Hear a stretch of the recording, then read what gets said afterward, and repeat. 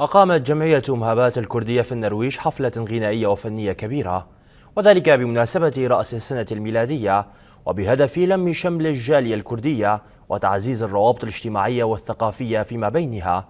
وشهدت الفعالية حضورا واسعا لأبناء الجالية الكردية في النرويج بأجواء احتفالية عبرت عن روح الوحدة والتضامن، إضافة إلى التأكيد على الهوية القومية والثقافية الكردية.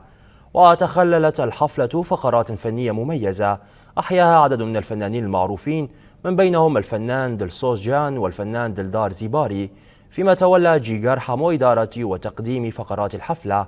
وفي ختام الحفلة وجه رئيس جمعية مهابات الكردية السيد صلاح تهنئة خاصة إلى عوائل الشهداء بمناسبة حلول العام الجديد، متمنيا أن يحمل العام الجديد السلام والاستقرار وتحقيق تطلعات الشعب الكردي في كل مكان.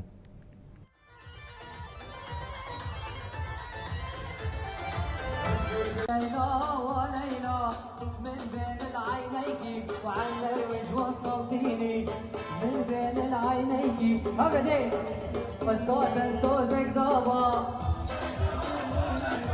الجبل ما طاب الضا قلبي